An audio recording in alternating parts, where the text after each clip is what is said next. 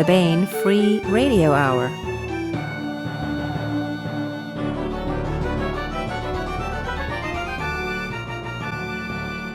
The podcast, the mass markets hit bookstore shelves, and we continue our ongoing audiobook serialization of Timothy Zahn's Cobra, all right now.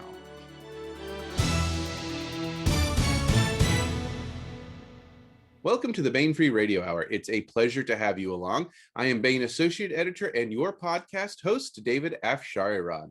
This week, we bring you part one of a two-part interview that Griffin Barber conducted with David Weber and Jacob Holo about the duo's latest Gordian Division novel, The Janus File. But first, the news.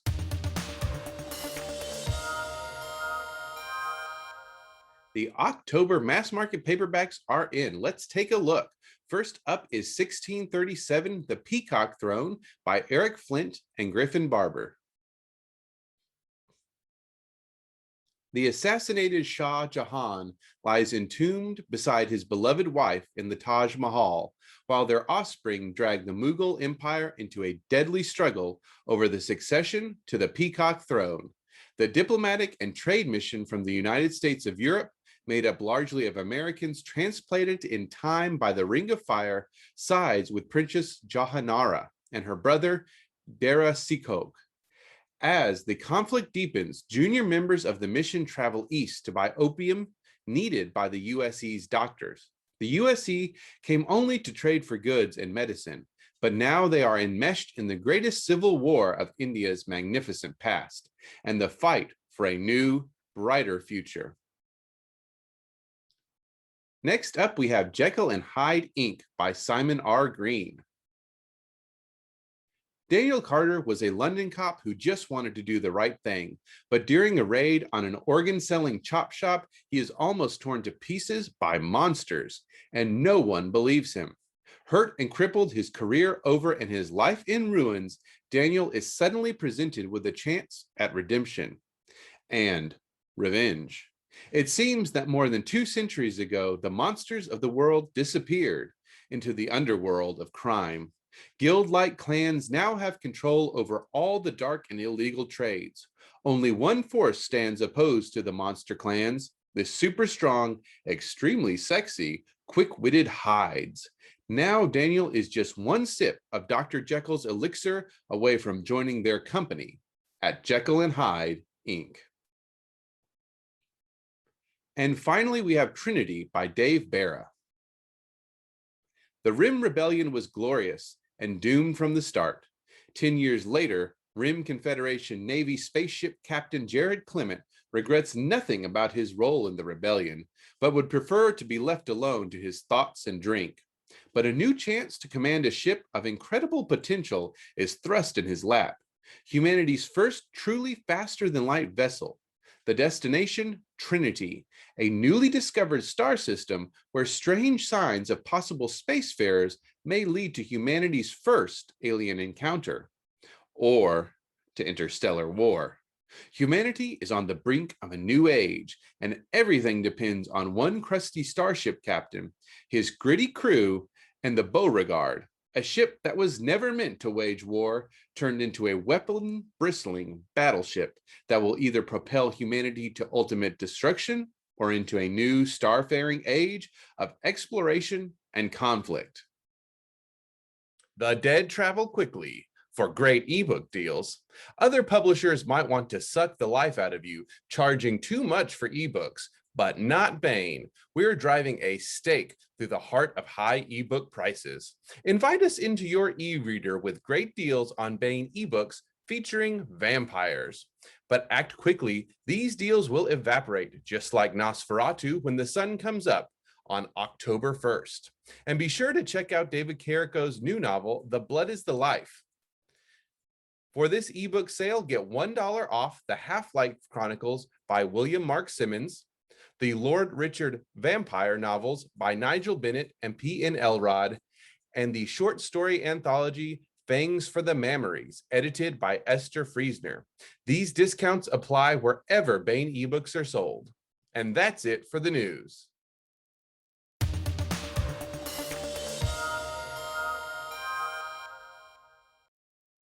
Hi there, I'm Griffin Barber, your host for today's edition of the Baen Free Radio Hour. David Weber is a modern master of military science fiction, most famous for his Honor Harrington series. David has frequently collaborated with other excellent authors of the genre to produce new and fascinating worlds for legions of fans. Jacob Holo writes across the genre with novels in military SF, space opera, YA urban fantasy, and steampunk fantasy. His latest book is the Janus File, third book in the Gordian Division series, co-authored with David Weber, which we're here to talk about today.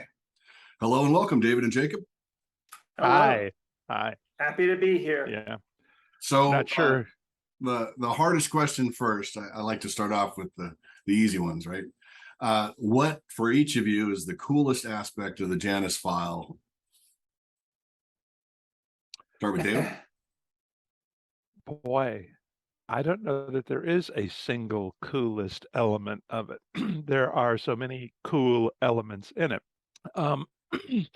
For me, one of the cool things about all the books in this series has been what Jacob has brought to building the backgrounds and the worlds, the technology. He has a strong engineering background, which I am a historian. I do not have. Okay. So socially and politically, there's a lot of me in that side of the DNA. But Jacob has really assembled almost all of the nuts and bolts of this universe, and I think he's done an outstanding job. When we set out to do the original Gordian Protocol novel, I told him what I needed the tech to do to make my concept for the novel work. And he went away and he was like, he won't let me do this, he won't let me do that, but I might as well throw it all at the wall, kind of thing. And he got, and I loved the walls, okay? They were great, my favorite wallpaper. So for me, the coolest thing about all three of these books, in many ways, has been that Jacob brings so many strengths to this that are outside the comfort zone that I've established and that my readers know that I can do, and outside my own background knowledge. And he weaves them together with the plot elements that we've discussed very, very well. I thought he did that very well in this case, especially with the forensics equipment and so forth available to the cops who are trying to solve this crime. So to me, that's the coolest aspect of the entire series, not just this book. So for me, the coolest aspect is that it's a science fiction police procedural, which I had sort of misinterpreted where David originally wanted to take the series. And so I was thinking, oh, we need to go bigger and bigger and blow up whole universes. No more universes blowing up. I was placed on a universe destroying diet by David and by Tony Weisskopf. As part of my reform, my rehabilitation, I was told to read Ed McBain 87th Precinct novels.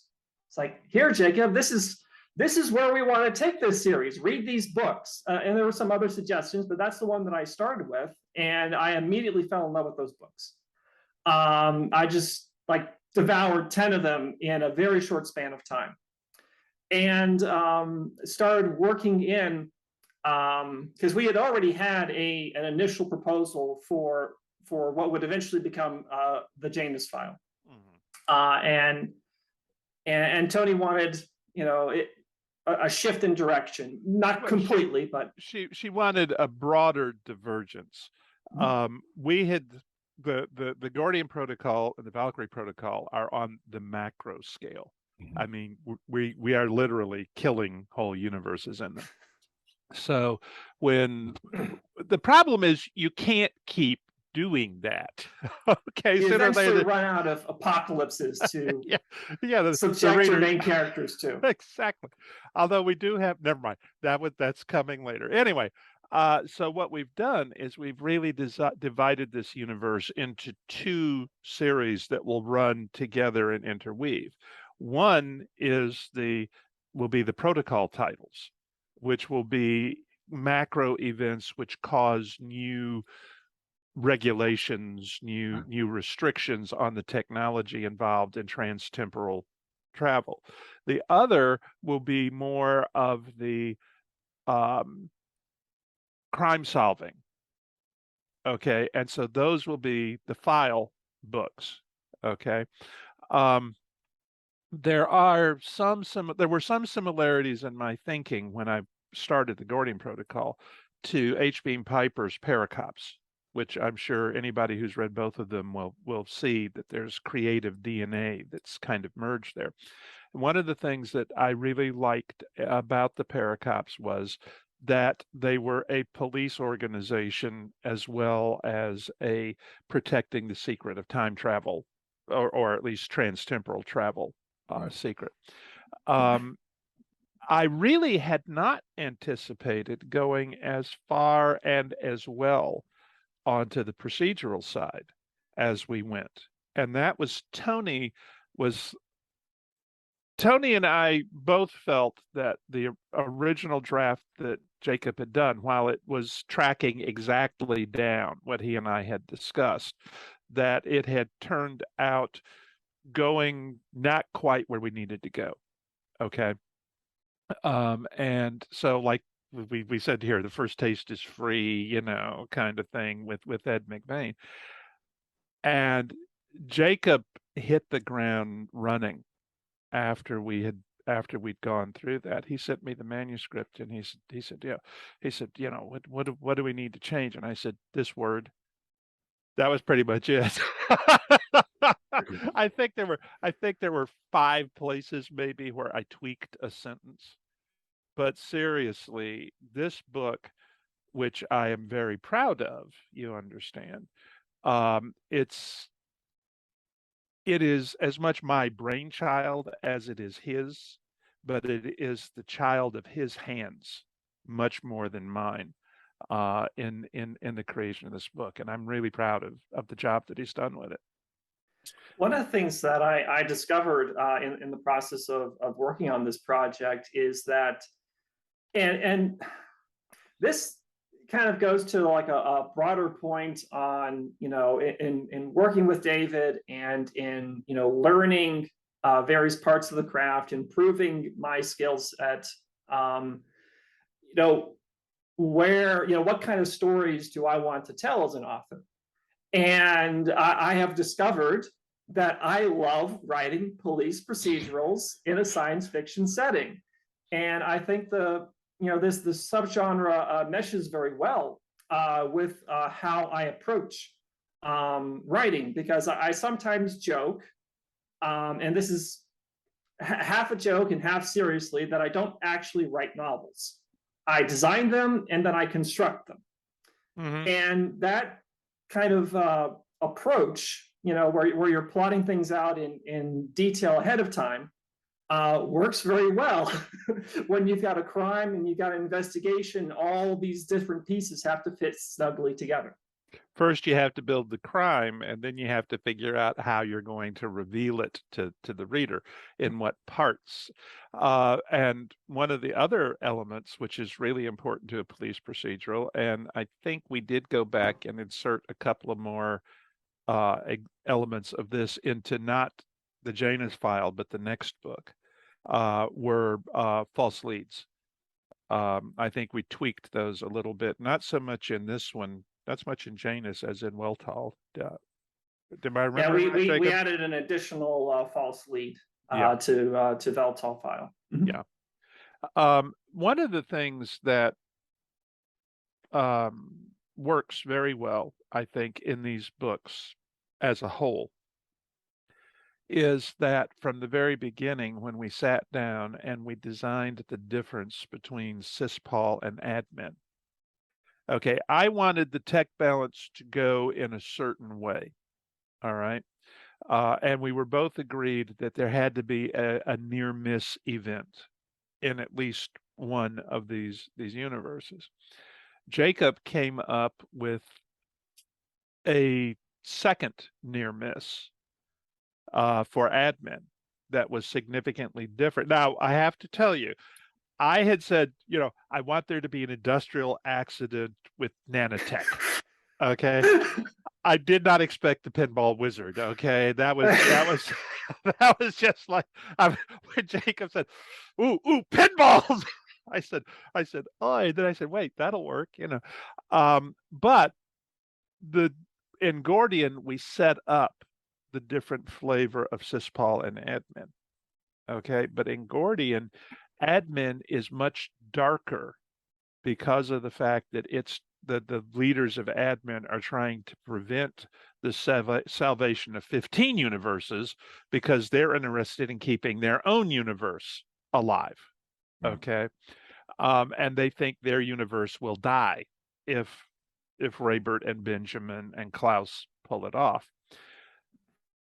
What I've really enjoyed about the later books is the fact that the admin that you're seeing in these later books, that you're seeing more of, you understand who they are, where they're coming from, and that they are not really a lot darker than syspol. It's just that both of these societies do have their dark spots. They're just different. Okay. And that is one of the things that I think we've accomplished here that that works for me as a storyteller. Now, I also have to say that I had not really anticipated until Jacob suggested it, using gaming as the bridge between the two universes. Okay, now that's I mean, I had these other more like, high level, kind of thing. And Jacob is like, well, I don't know, and I did let him have a giant stumpy robot in Not too many spoilers now, David. yeah, So, well, he only gets one, only one. Okay. was the so Jacob, was that kind of rooted in something that you experienced yourself, like you encountered somebody that you didn't think you'd be getting along with in your gaming experience, and yet you did? It's actually something that so the seed for it came about by accident.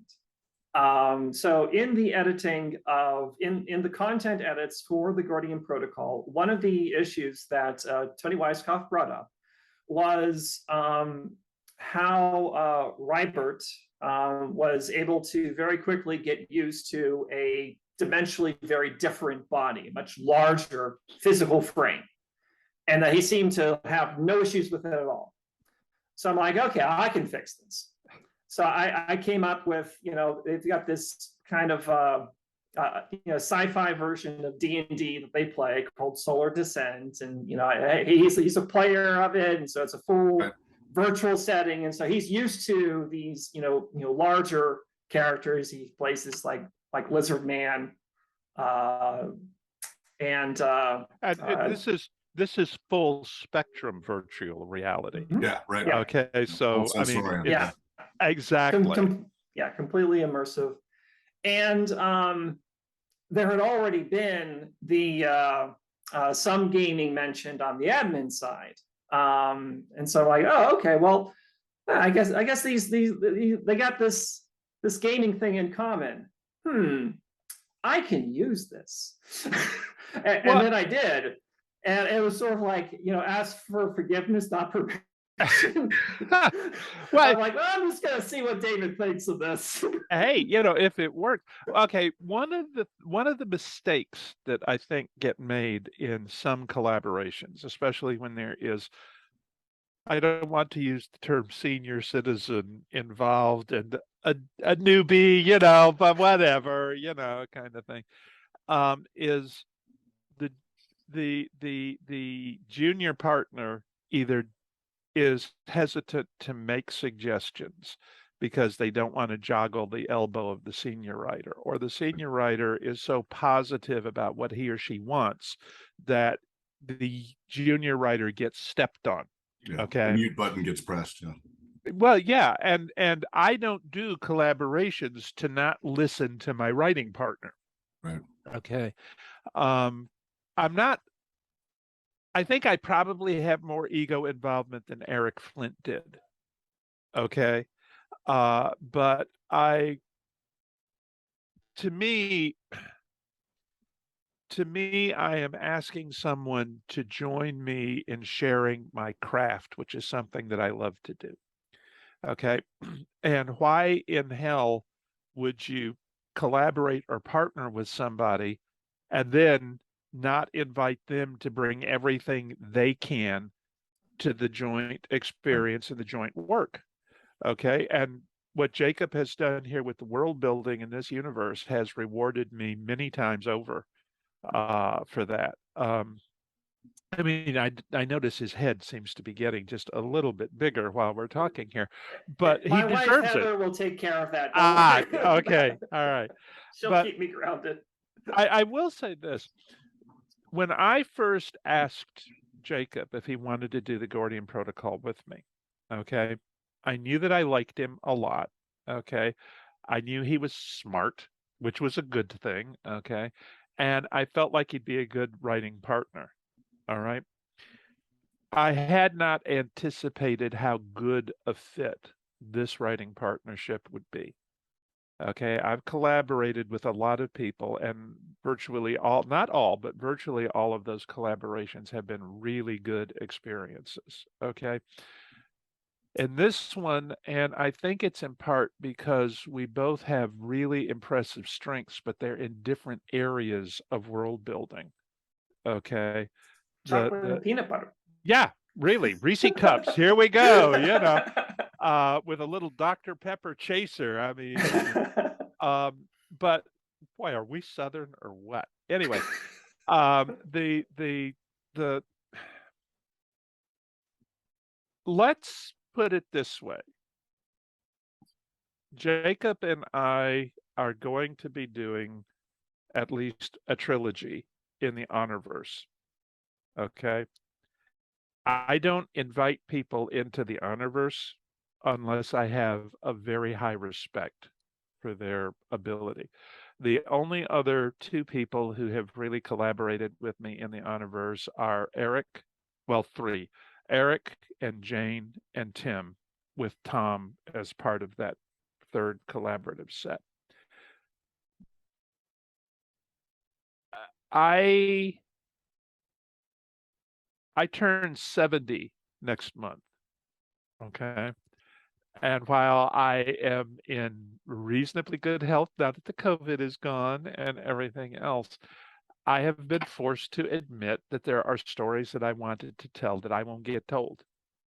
Okay.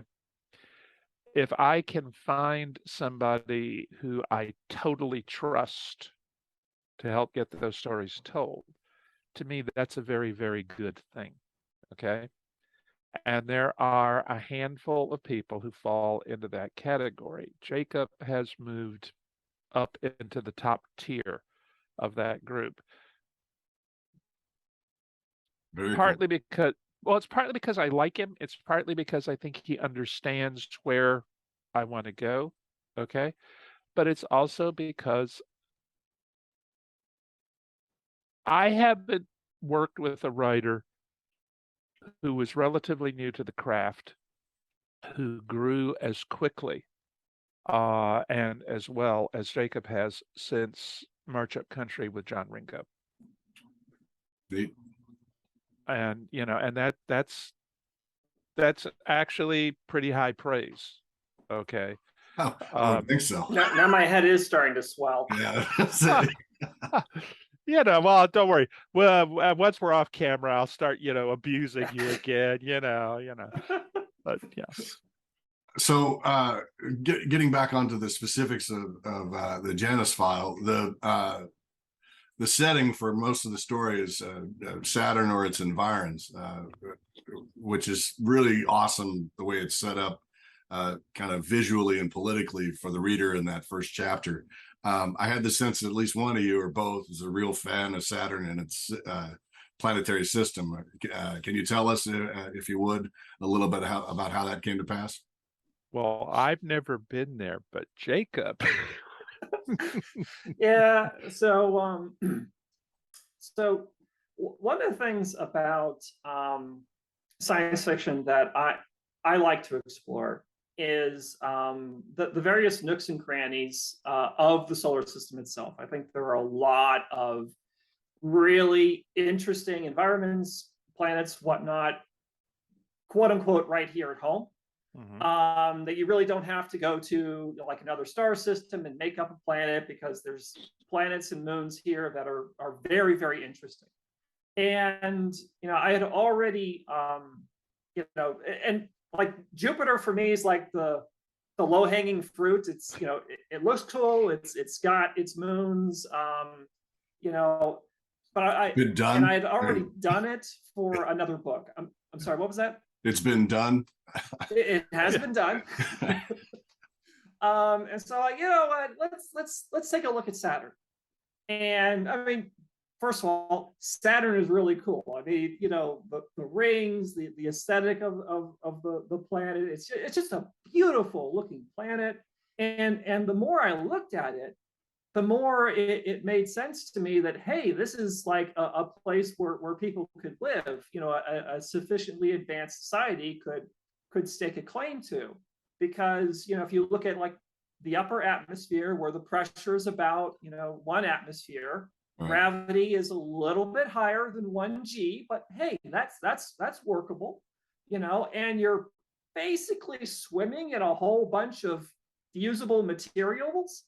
And you got all those moons, and you got the rings, you got just this massive, buffet of raw materials. And like, yeah, I can work with this.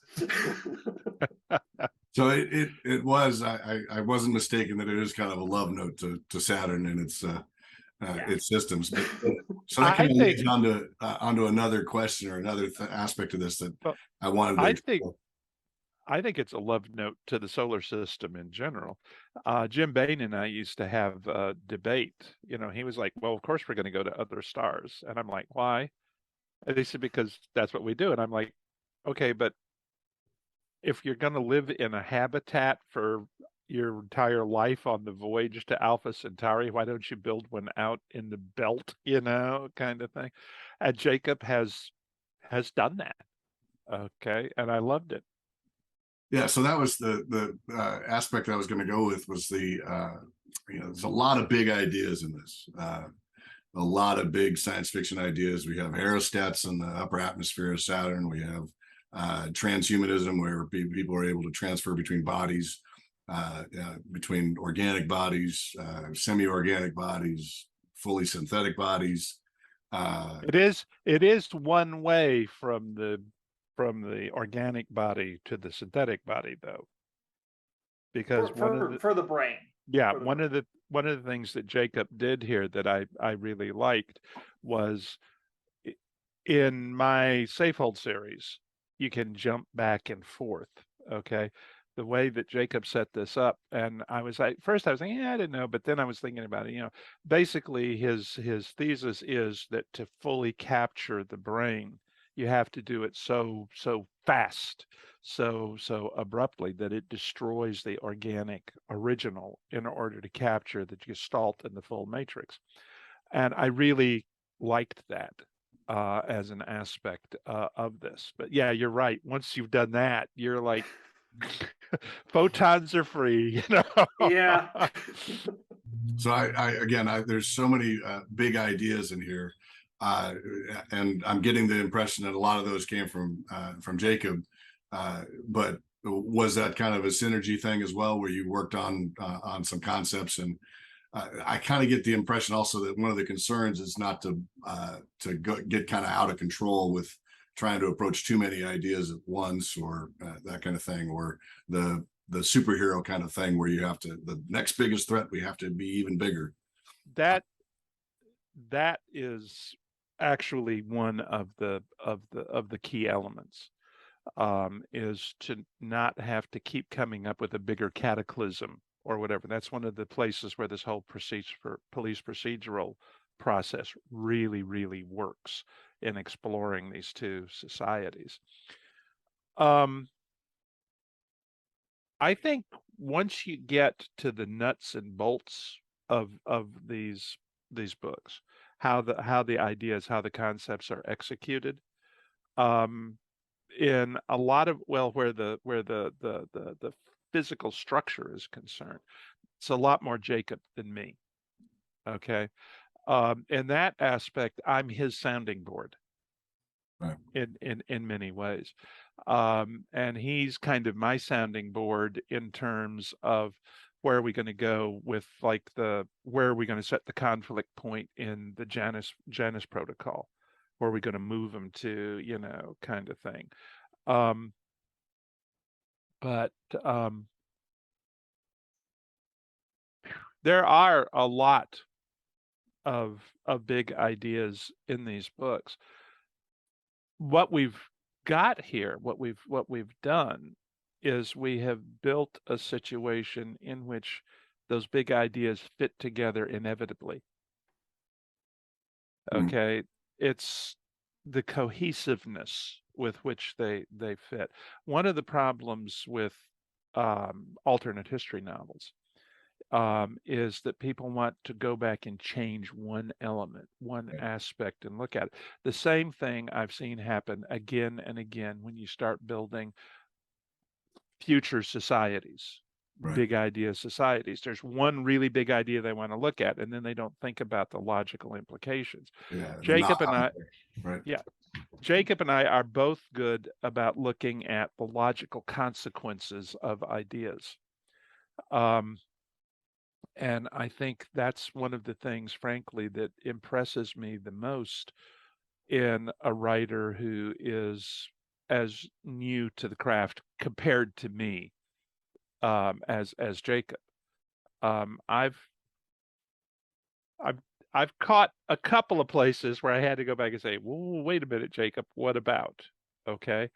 But I would wager that he has caught as many of those from me going the other way. Okay.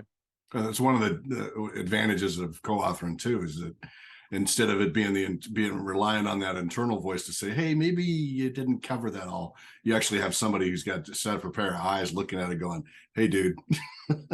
It's great having David watch my back. Yeah. It's like, Jacob, are you sure about that? You killed the goldfish. Okay. Can you name an instance of that? Can you guys come up with an instance of that in this book? In this book? In this book.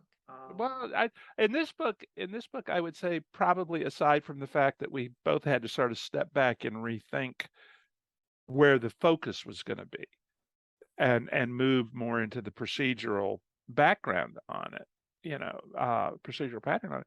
I can't think of anything, Jacob. Can you? No, not really. I mean, there's the goldfish from Gordian, but it worked in the end. It did. So that's kind of cool that you guys have, over the course of 3 books, you've ironed out or 2 books prior to this, you've ironed out those issues. Kind of now you're settling in. I mean, when we started working on it, and David's mentioned some of this already, is that he kind of laid out what I think of as sort of the framework for these 2 societies.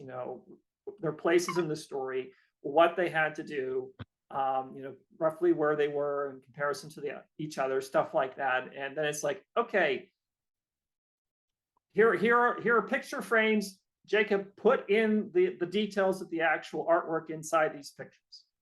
And I remember going about it and thinking, David's not going to go for this. David's not going to go for this.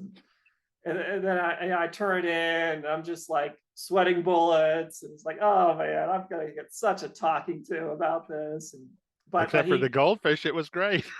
Well, I didn't know about that. Okay, just as a quick aside, sometimes,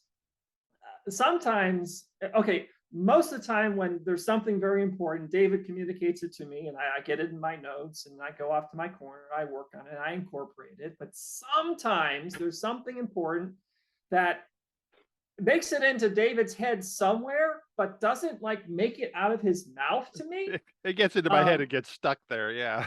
And so, and then, like for example, I'm just going to use very, very broad terms. I was working on the first draft for the Gordian protocol, and David reaches out to me. He's like, Jacob, did I ever tell you that character X was supposed to die in scene Y? And I'm like, no, David, you did not tell me that. Hold on, let me get my notes. And all right, here I have the character. He's been injured, he's bleeding. Let me just scratch that out. Bleeds out. Okay, David, I got you covered there.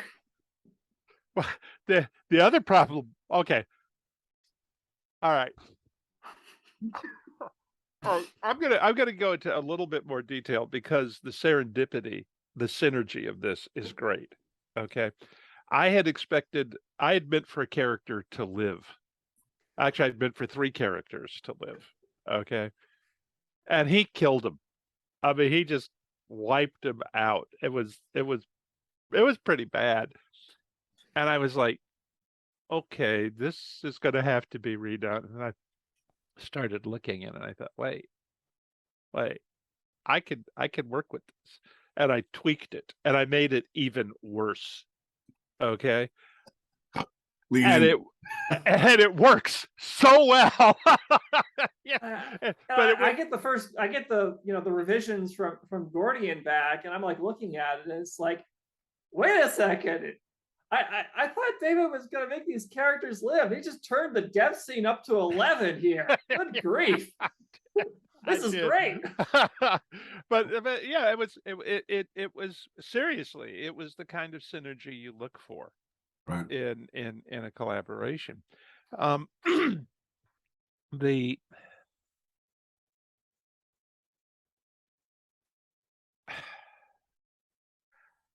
I can't. Well, okay, one thing that kind of grew naturally on this, you have to, when Jacob and I get ready to do one of these, we usually sit down and we have we're going to have a 30-minute conference, and 2.5 hours later, we're done.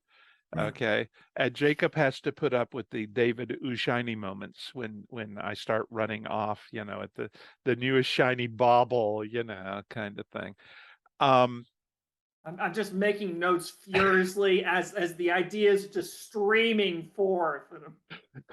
Well, Jacob talks about how he likes to plan the books. He likes to know what goes into them. I'm kind of like, okay, fine, here you go. But let's shoot everything at the wall and see what sticks. Yeah. Well, that's part of it. But the other part of it is I'm Ricky Tikki Tavi when I write. Right. Okay, I have to go and run and find out where I'm going with an idea. Now I do a lot more planning than I used to. That's partly because I have so many series going on where you've got continuity things that you have to look out for. In the Honor Harrington books, just the transit time between star systems means that you have to very carefully plan the chronology. And when you do that, you basically plan the book. Right. Okay. Jacob is much more of a mosaic builder from the outset than I am. Okay. And I know it must drive him crazy when we're having these conferences, because I'm doing the what about and then we could do that, and he's like, but David, we already said. I say, that's right, but if we do this instead, and he's like, okay, fine, he has a lot to put up with. I think what in our the notes that we're going back and forth for right now, which is the 6th book in the series, is what we're plotting out right now. Mm-hmm. I put a note at the beginning of the document I sent back to him, and it's like, David, I managed to incorporate about 70% of the ideas that we discussed, and given all the different directions our ideas were going, I think that is actually pretty good.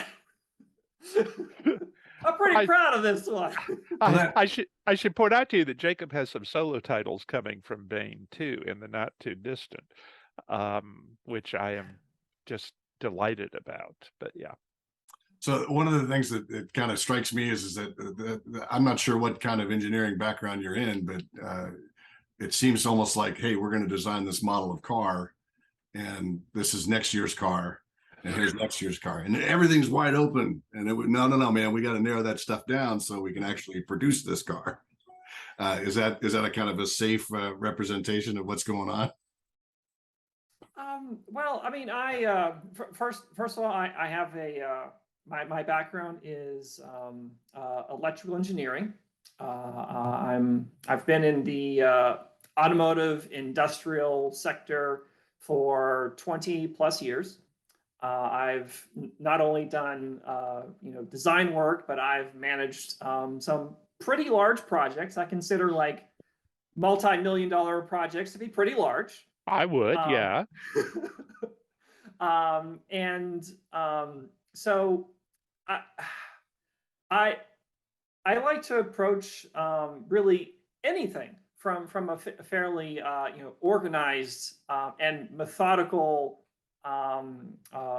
perspective. And I kind of some of the same mental organizational tools that I use in my other job, I bring to the writing. And then I'm like, okay, I've got all these ideas, neat and organized, and I've started to like build the skeleton of the plot. And then it's just like David comes in and sort of like slides across the table and knocks everything. It's like, I've got more ideas. I'm like, okay, it's that damn cat. I'm not sure what I can do with this right now, but let me step away and see what I can how I can, and that's sort of how it goes, is that we have these brainstorming sessions, and I mean, it's David Weber. What can I say? These are wonderful ideas that he comes up with, and like in the moment, I'm like, okay, I don't know really how to make all these pieces fit together, but I'm going to, and once I step away, then I can kind of see how I can sort of massage different elements together and, retain more of like the whole sum of the ideas that we discussed. And then it's like, hey, David, what do you think of this? Well, I can usually tell from Jacob's eyes when I'm like really going off the reservation. But let me say this. A lot of writers who like to meticulously plan where they're going with a novel are then bound by what they've planned. Okay.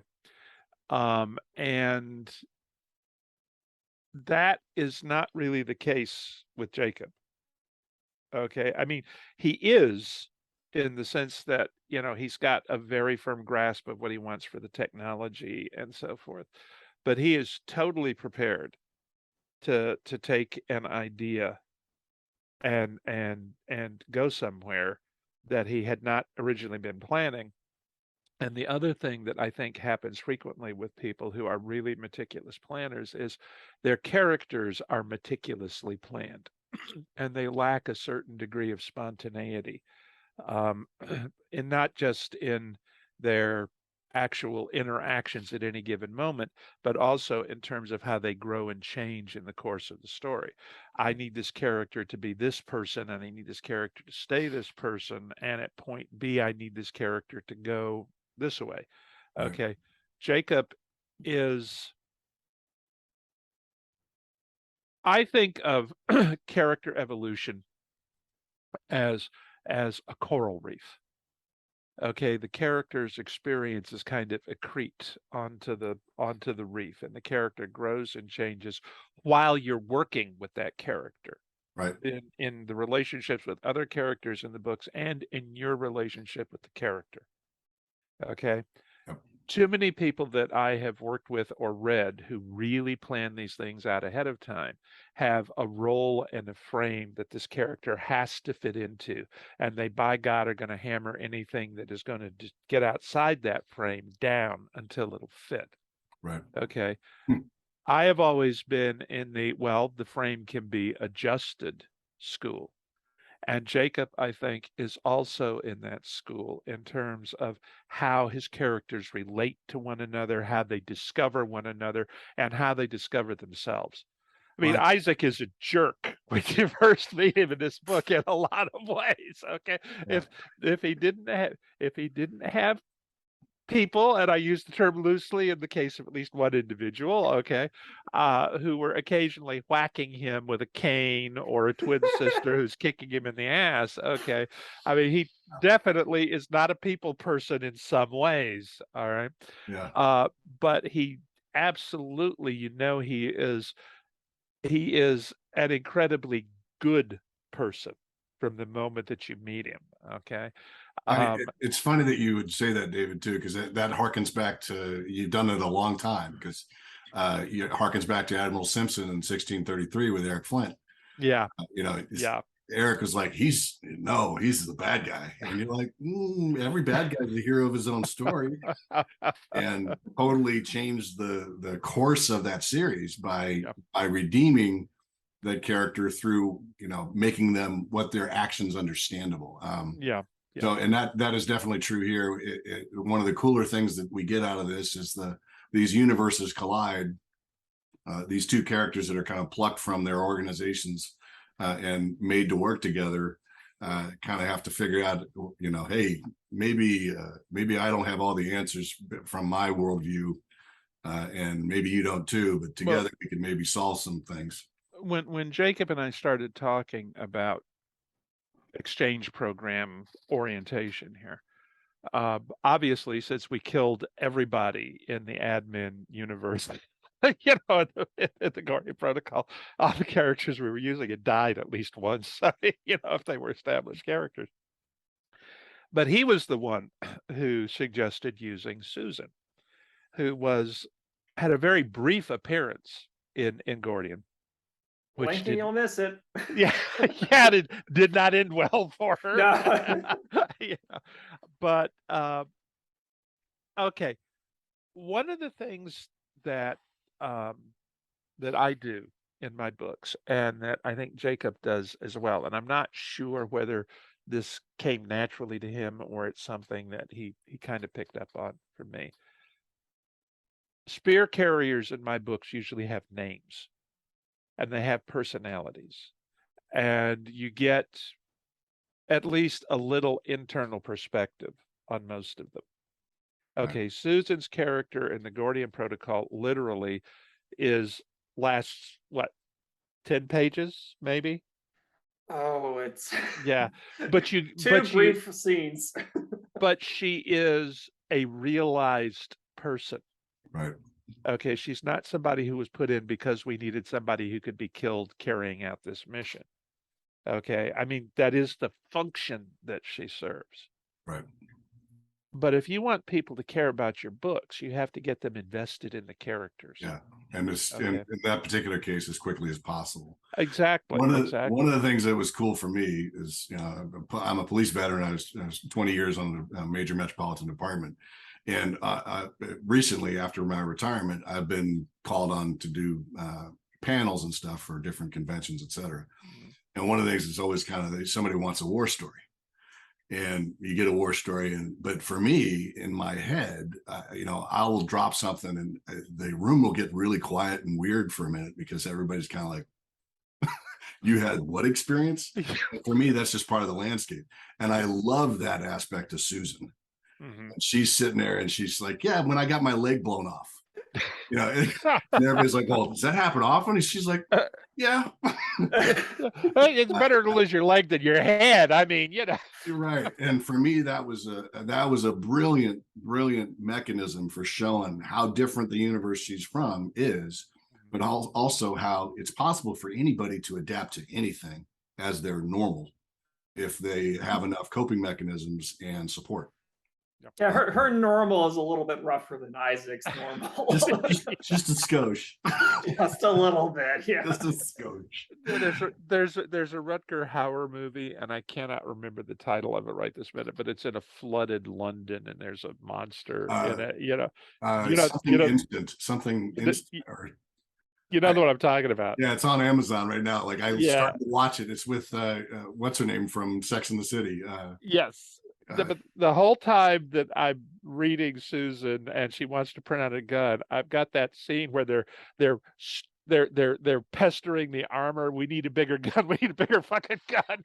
Okay, that's Susan. And then in the end, what does she wind up with? Okay, in her big moment, it's like eat your heart out, Sylvester Stallone. Right. Schwarzenegger, you wimp. She definitely gets her hero moment. She definitely gets her hero She moment. does. Yeah, no, and again, though, the being able to drop that in conversation and have everybody, it was, for me, it was, 20-year in the department. I was like, well, somebody did their research, because that was it literally is the experience of most veteran, anything really, veteran police or veteran military, is they'll be saying something to somebody who's not in that in group, and there's the that room will moment. get weird for a minute where everybody's kind of looking at it like, you what? and they kind of plow on like, and then hopefully somebody in the room is like, yeah, okay, oh geez. And you kind of move on from there. But I really enjoyed that aspect, and it kind of feeds into my next kind of prompt here, is it really is kind of a buddy cop show, and police procedural, but where instead of being from across the tracks or different ethnic backgrounds or something like that, they're from entirely different universes that have had their own entirely different means of dealing with both societal issues and this very specific time continuum issue, and the universes being colliding and that kind of thing. That was, and I'm getting the impression, because we talked about it, as we've talked about it, is that it seems to be baked in, like you guys had kind of decided on this. We want to have the macro view, and then we want to have the micro view, which indicates like the ramifications of these policies. Well, in this particular regard, did you decide that you had to have these two characters from these two parts early on, or was it more like, okay, we got to figure out how we're going to approach this? I think, okay, the three cleavage points between admin and Cisco for me. Admin is an established post-scarcity society. I'm sorry, CISPOL is a established post-scarcity society. Admin is still making that adjustment on the one hand. Okay. The other is both of these societies had their near misses. And we are actually moving towards a direction in which societies that dodge the bullet in the near miss are the exception rather than the norm with some of the tech that's involved. Okay. But they are societies which are fundamentally hostile on in two aspects. Okay. For one of them, the sticking point is artificial intelligence. And for the other one, the sticking point really is unrestricted nanotech. And here's what I find. It's a degree of, these people have major challenges to overcome, to not regard one another as barbarians, even if your tech is more advanced than mine. Your entire society is an idiot, kind of thing. And from CISPOL's position, and I thought that Jacob really did this well, it's the enslavement of non-organic intelligences. Okay, which from admin's perspective is the simple path of sanity. This is how we protect ourselves. Right. And from CISPOL's, it's like, you barbarians, how could you treat, people? Yes, yeah, people. And to me, those are the points where the conflict comes together. And Susan, I thought, was a very good choice for that. One of the reasons that I really liked Susan when Jacob suggested using her is that she is now an artificial person, even though she was originally organic, in the society in which AIs are boxed and enslaved.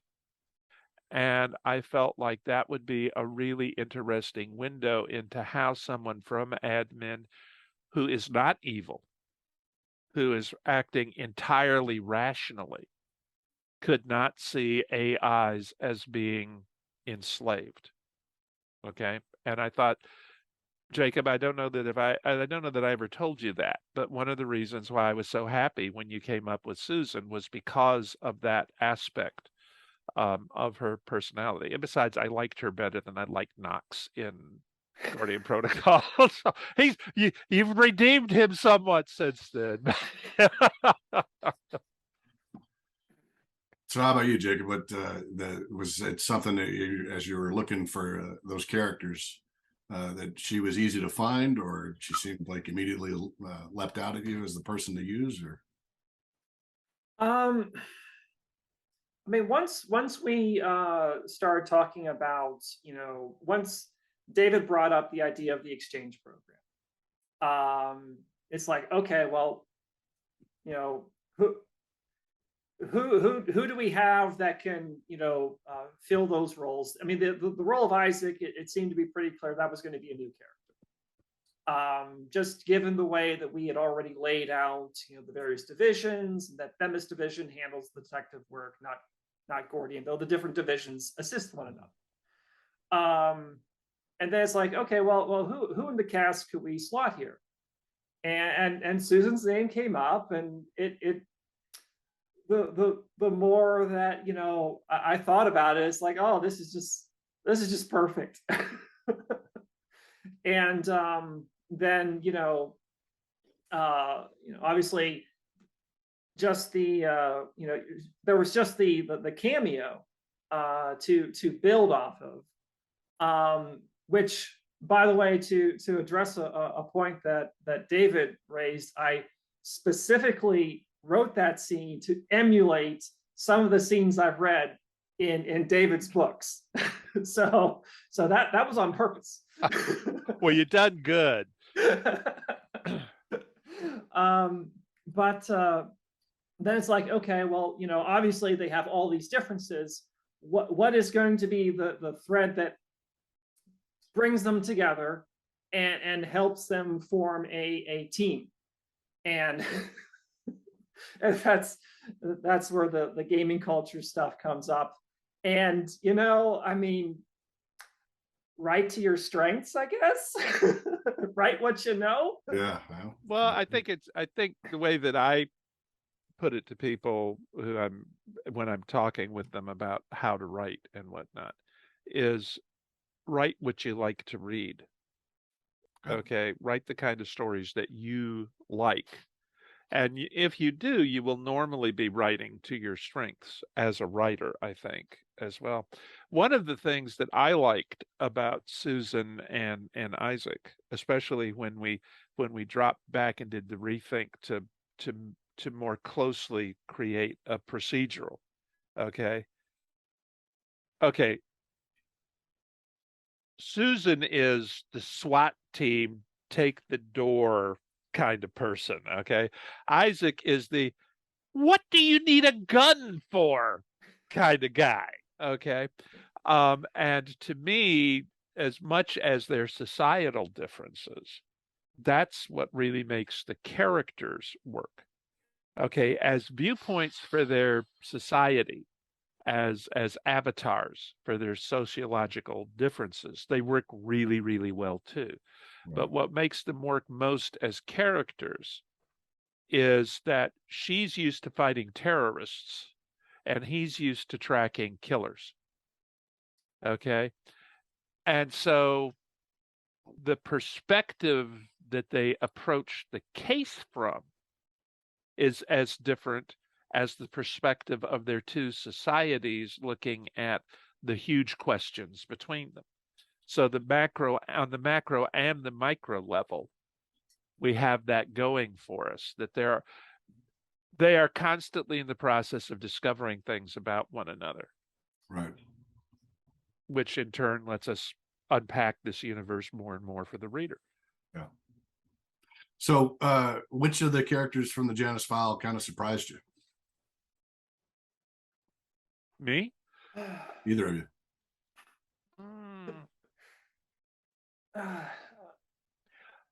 Or maybe one of the that surprised you, that the other person's take on that character in the writing of it. I think probably the character that surprised me a little bit. I'm not sure surprise is the right word, but it was probably Isaac. Because Isaac he's definitely the lead in the investigation. And I had not fully grasped what that was going to mean in his, especially given the fact that I hadn't anticipated when Jacob started building him that he was going to have those occasionally tone deaf moments. It's kind of like on he's like worried about the macro level about how this relationship is going to work. Okay. And it's like, why did I get stuck with this thug from the admin, kind of thing on the one hand. But on the other hand, on the micro level, he's like, of the two of them, Susan is in some ways the better people person. Okay. Absolutely, yeah. Yeah. Isaac understands how crimes work.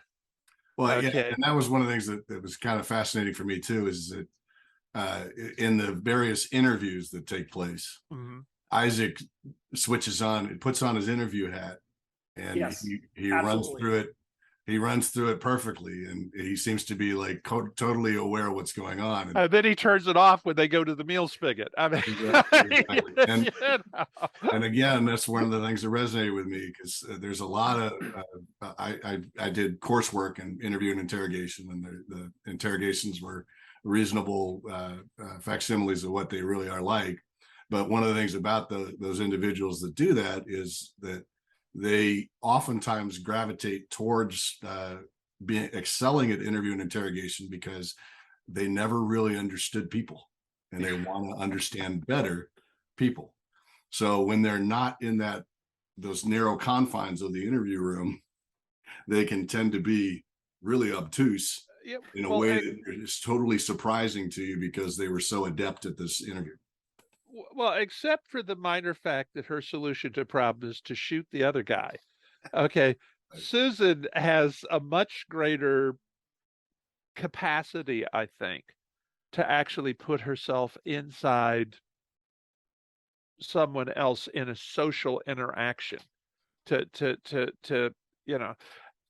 I think probably if Susan has a flaw that I would sit down and talk to her about, okay, it's that initially, at least, she's a little too self-effacing. Now, that's part of who she is, and it works well. Okay. I mean, it's this. Okay. The sign of a good character is that as the author, you want to sit down and talk to them and say, you need to be better than this. And they're like, but you built me, and this is the way I am. And you're like, yeah, well, that works really well for the story, but, kind of thing. But yeah. Well, I mean, I think that's, one of the things that I was kind of finding Susan's character voice. And refining it during the planning and during the writing, is that she's a badass. She's got a synthetic body.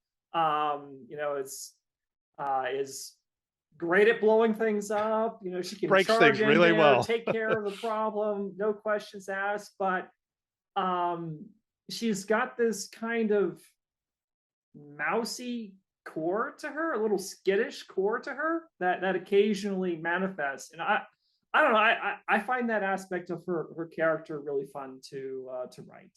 In fact, I do too. I'd say these two characters as a pair have become my favorite two characters to write. I like them. I like them a lot. And when in the next book, I think it's the next book, Veltal. Yeah, that's they wind up making a visit to admin. Is that in Weltall? Yes. Yeah. Yep. Okay. And we find out how Susan came to become an agent. And in the process, you kind of get a little look inside at the fact that she made this decision very, very, very young Yeah. in a society where the transition to a synthoid body is frowned upon because it's getting too close to the Anlu restrictions for many people's taste and so forth. And you find out why she did it. Okay.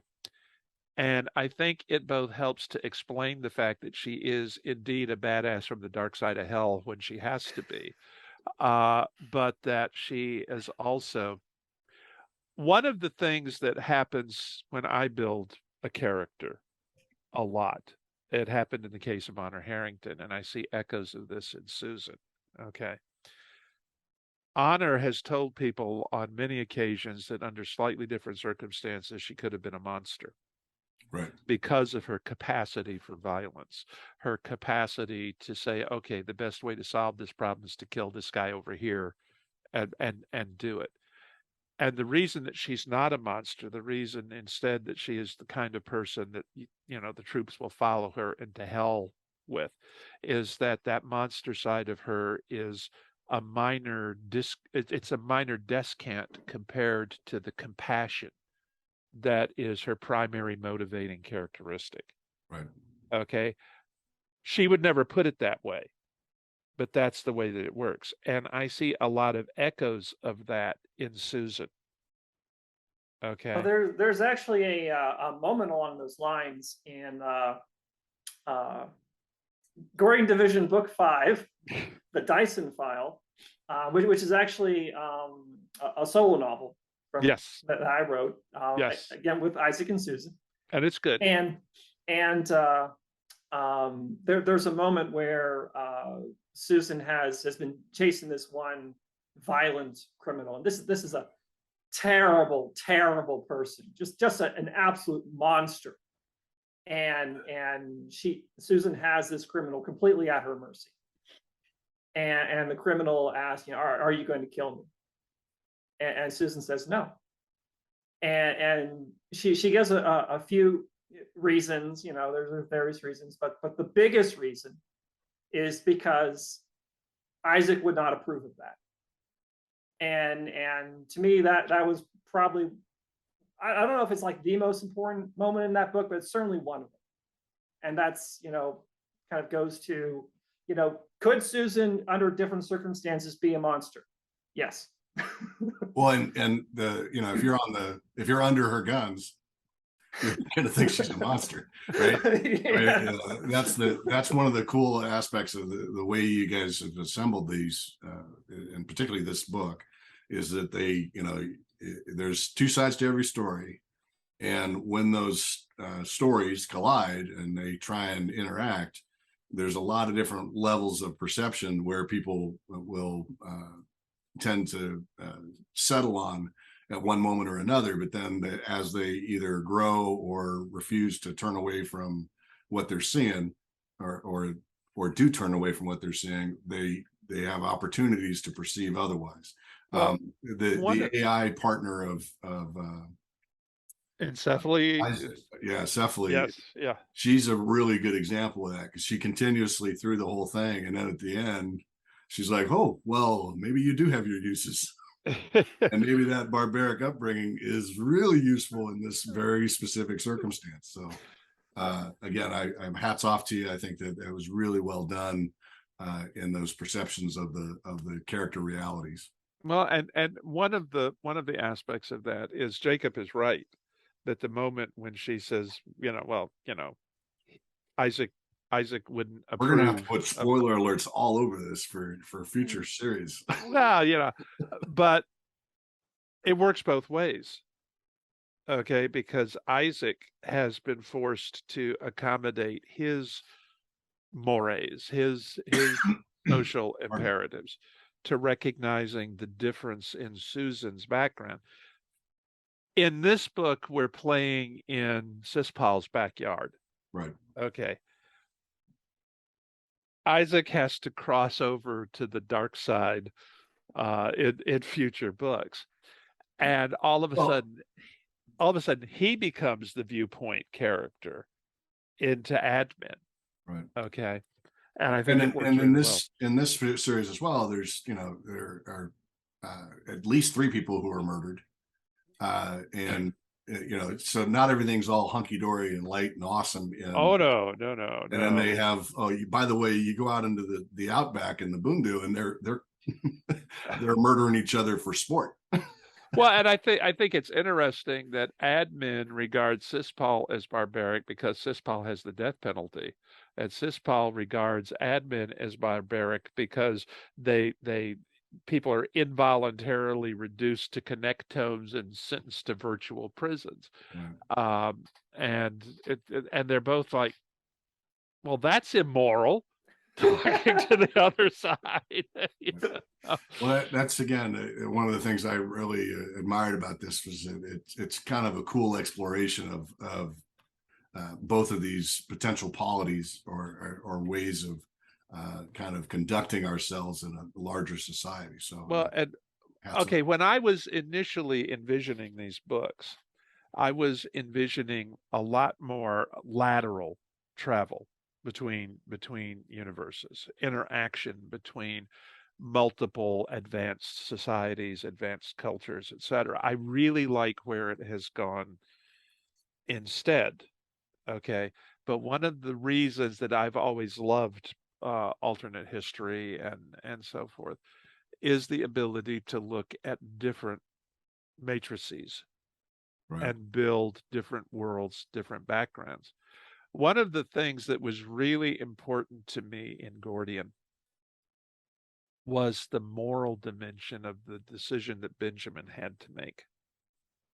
Okay, I mean, he had to take personal responsibility for the Holocaust, for the Chinese Revolution, for Pol Pot, for the endless wars in the Middle East, the whole 9 yards.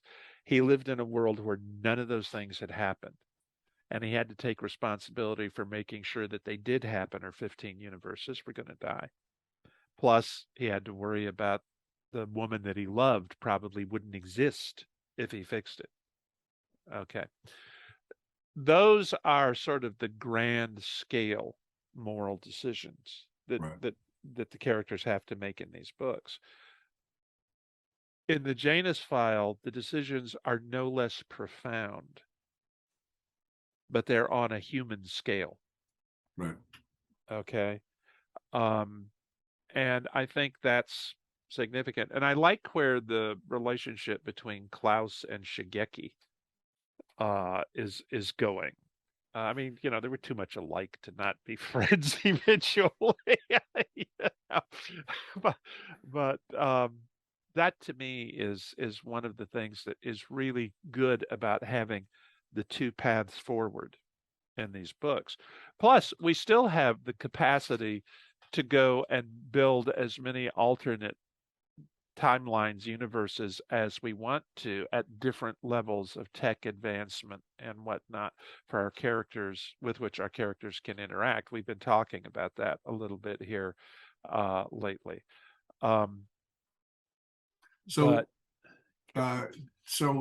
Which character from the Janus File would you want to avoid like the plague, and why? Probably Andover Chen. I think he would just get aggravating to be around. I mean, he's a smart guy. He's a useful character. He's a useful guy to have around, but I think he would just be infuriating after a while. Well, I think he's one of those people that you would like enough that you would put up with the fact that they're infuriating. Yeah. You know what I'm saying? I mean, people really like Andover Chen, despite the fact that Andover Chen can be such a pain in the ass, metaphorically speaking.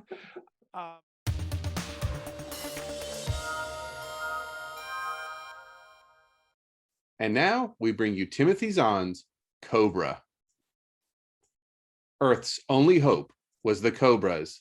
The colony worlds Adirondack and Silvern fell to the Troft forces almost without a struggle. Outnumbered and on the defensive, Earth made a desperate decision. It would attack the aliens not from space, but on the ground, with forces the Troughs did not even suspect. Thus were created the Cobras, a guerrilla force whose weapons were surgically implanted, invisible to the unsuspecting eye, yet undeniably deadly. But power brings temptation, and not all the Cobras could be trusted to fight for Earth alone.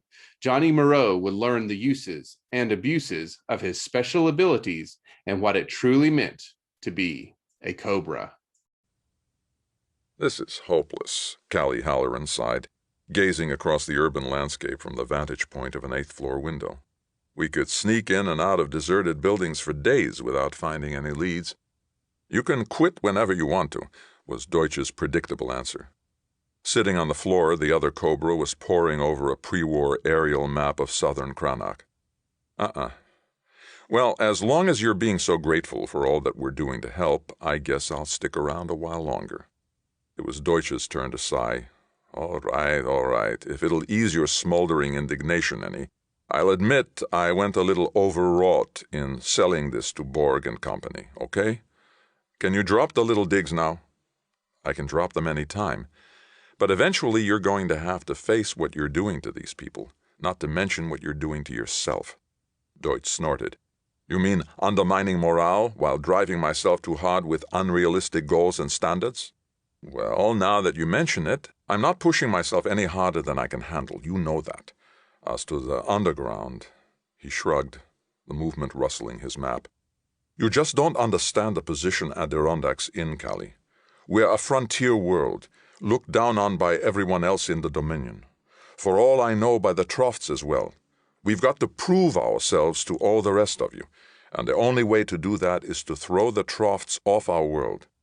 Yes, I know that's the theory you're working under, Halloran nodded. My question is whether or not that's the achievement people will remember most. Again, Deutsch snorted. What else is there in a war? Spirit, for one thing. And Adirondack is showing one hell of a fine spirit. He held up a hand and began ticking off fingers. 1, you haven't got a single genuine collaborationist government anywhere on the planet. That forces the Troughs to tie up ridiculous numbers of troops with administrative and policing duties they'd much rather leave to you. 2, the local governments they have coerced into place are working very hard to be more trouble than they're worth. Remember when the Troughs tried conscription from Cranach and Dannemore to repair the leading bridge? Almost unwillingly, Deutsch smiled. Multiple conflicting orders, incompatible equipment, and well-hidden deficiencies in materials.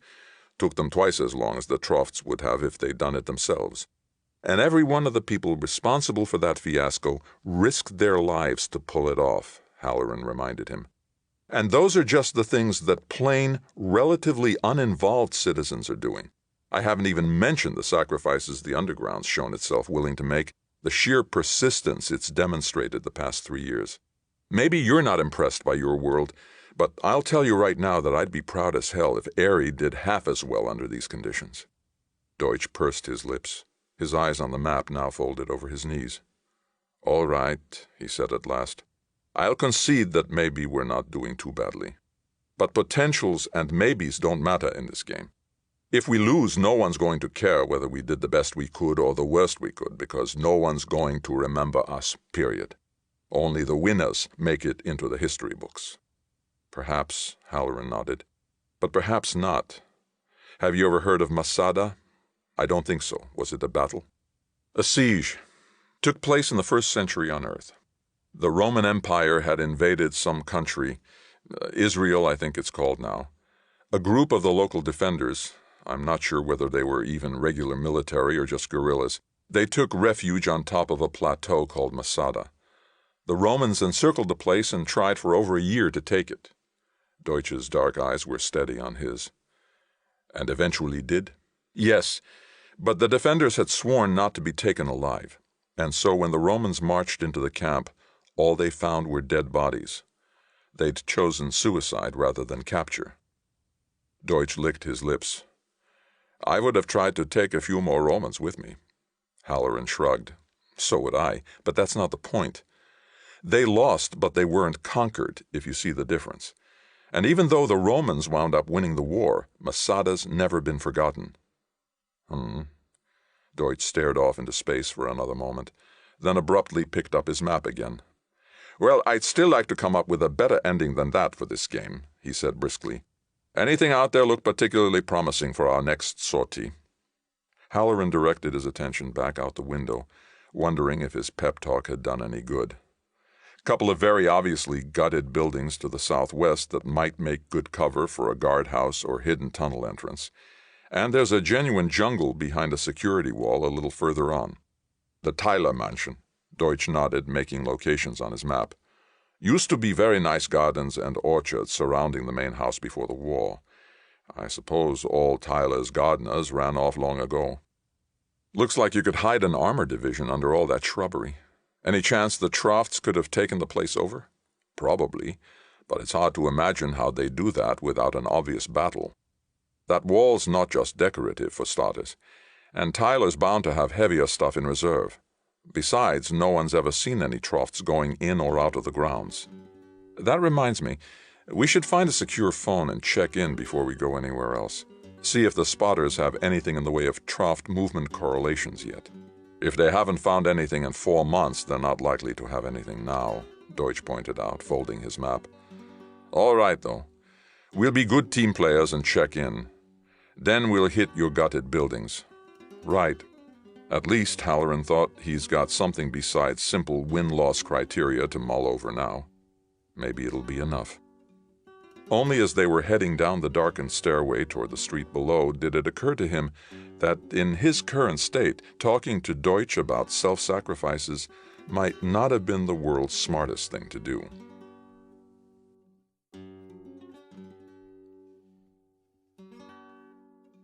That was another installment in Timothy Zahn's Cobra, and that's it for the podcast. Thanks as always to Audible.com and podcast theme composer Ruth Judkowitz. Praise, thanks, and gratitude to David Weber and Jacob Holo, and be sure to tune in next week for part 2 of their interview. And good night, Tony Daniel, wherever you are. This is David Afsharirad coming to you from a soundproof bunker somewhere deep in the heart of Texas. Join us here next week at the hammering heart of science fiction and fantasy, and keep reaching for the stars.